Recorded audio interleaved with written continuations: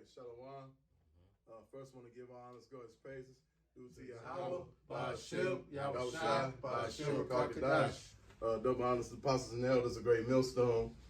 Peace to Akim that's doing this word on the four corners of earth, risking lives and freedoms as you do so well. We have two cameras going.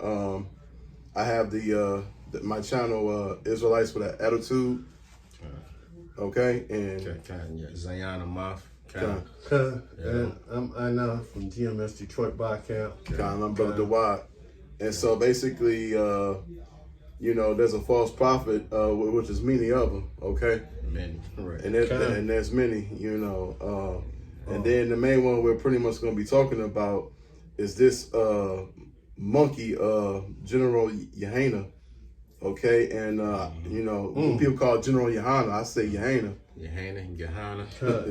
General Johan. Right. Anyway, he works for Satan. And the church makes over, the word of receiving of 2.5 billion. Wait, now let's get it on now. 82. 82 trillion. 82 trillion. $5 billion, right?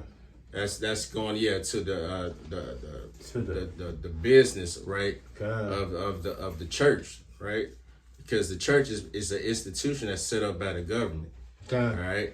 And we going into the false prophets of our people, right? People that, the men that they know they're Israelites, right? This our people is just wicked as niggas, right? They know who they are, right? But for the sake of some money, all right, they dumb dogs. They not warning the people. You know what I'm saying? They not warning them, right, of this COVID, right? Corona, whatever you want to call this, Corona. Crown Royal, right? Vets, right? They not saying anything, all right? Or if they're saying anything, they saying just go along, get along with it, get it over with, just take it. You know what I'm saying? So if you're talking about that, right, with the Mets, how much more the chip? You know what I'm saying? You just go on and get it, right? Just bow down and eat, And they all in bed with the government. Because they under the 501c3 charter. And once I read this article, you'll understand that once you sign that article, or once you sign that document, and your church come under the 501c3 charter, you can't preach or against any of the government policies. That's right. Anything the government seems legal, you can't preach against it. That's right. So these niggas is bought and paid for. They not covered. They're not covered by the blood of Yahushua. All right, because Yahushua, what he tell Peter, to feed my sheep, right, 3 times, right, which represents understanding. But the leaders of these people, they not feeding the sheep. They're scattering the flock, right, by keeping their mouth shut, all right, or else, or otherwise, just saying, just go along with the government, because you're gonna see that, right? They gonna mislead a lot of people by way of using Romans 13, because of the Christian church, like in general they butcher the scriptures, right? But they gonna use that, all right, because they know our people are naive. They know they don't read, they don't study, all right. And they use parts of the scriptures for it to benefit them. Just like when they did the slave Bible, they took most of the Bible out, except the good stuff that keep us subservient under them. So in fact, without further ado, we can touch that. Okay, this article is called 501c3 Facts, and the most churches in America organized as a 501c tax exempt religious organization. This fairly recent trend has only been for about 50 years. And the churches were only added to the 501c3 charter of the tax code in 1954. And we thank Senator Lyndon B. Johnson for that. Johnson was no ally to the church. He was part of the political agenda. Johnson had a mind to silence the church and eliminate the significant influence the church had always on shaping the public policy. So, hey, once you sign this thing, you're silenced. You can't say nothing. You know, that's one of the stipulations. Although Johnson proffered this as a favor to the churches, the favor also came with strings attached, more like shackles. One need not to look far to see the devastating effects of the 501c3 acceptance had to the church, and the sequential of restrictions placed upon any 501c3 church. The 501c church is prohibited from addressing any tangible way vital issues of the day. For a 501c church to openly speak out and organize in opposition to anything that the government declares legal, even if it's immoral, i.e., abortion, homosexuality, etc., the church will jeopardize the tax-exempt status, and the church has a chilling effect upon the free speech rights of the church. Lindenberg, LBJ, was a shrewd, cunning politician who seemed well appreciated how easily many of the clergy would sell out.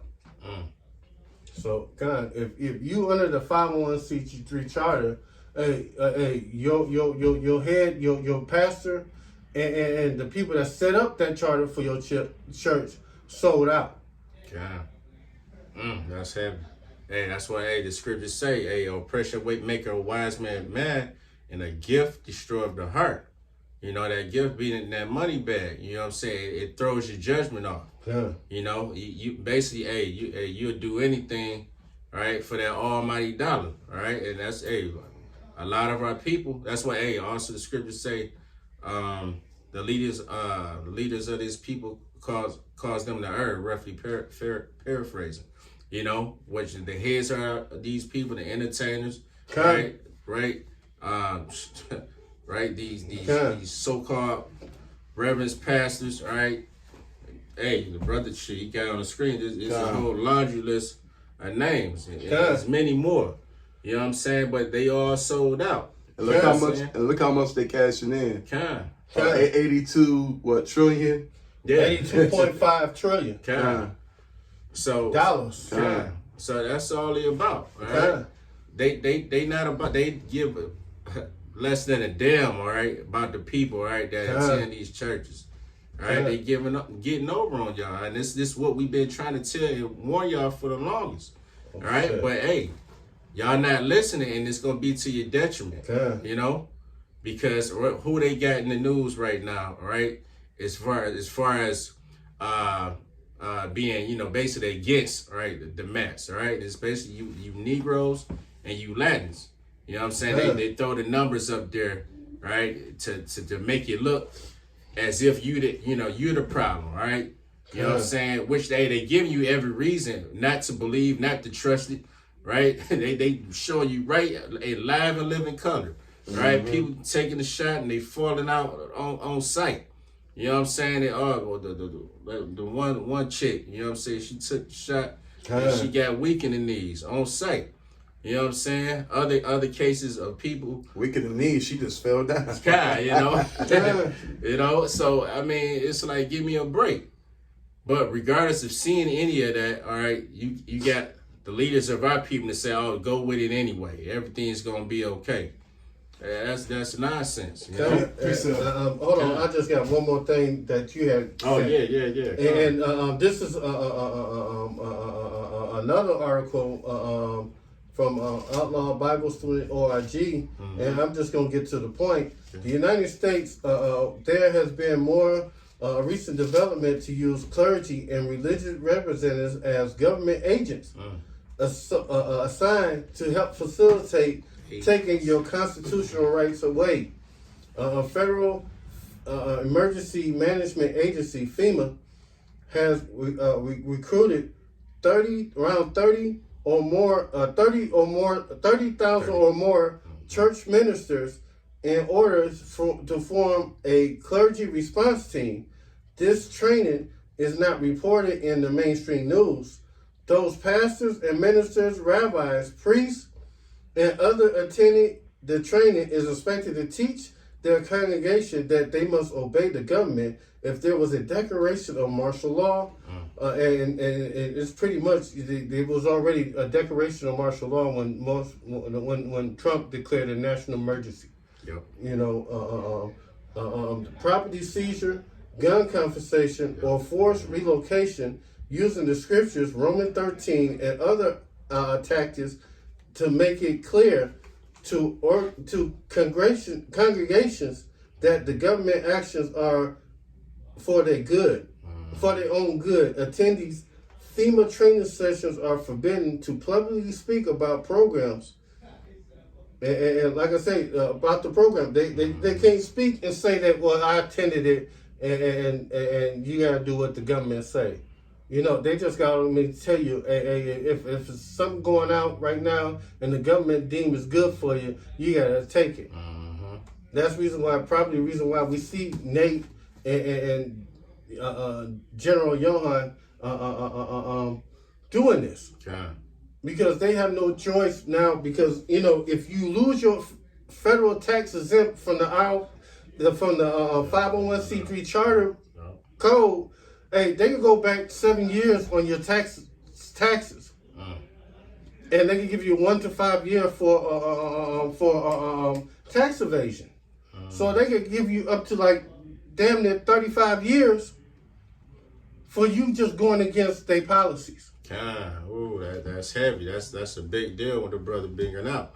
So, all right, because he got them right where they want them. You know what I'm saying? These contracts that you sign with this devil, man, is when he gets you, he got you. You know what I'm saying? You done. You done. So, right, these people, the leaders, you know, the so-called leaders of our people, they not trying. They don't want to be in that predicament.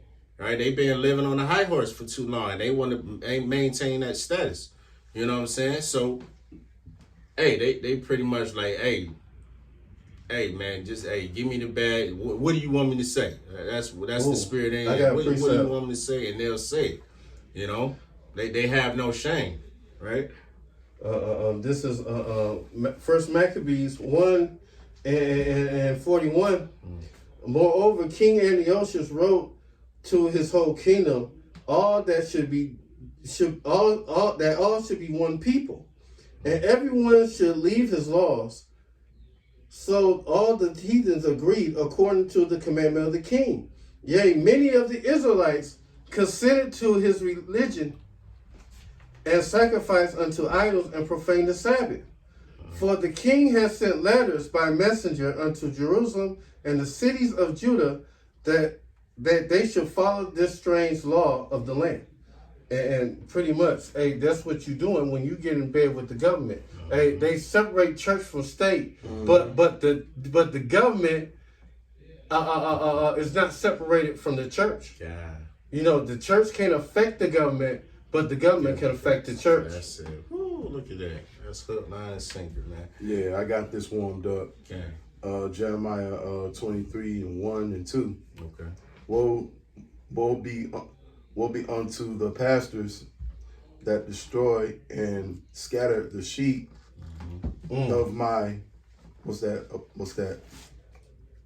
Sheep of my pasture. Of my pasture, said the Lord. Therefore, thus said the Lord,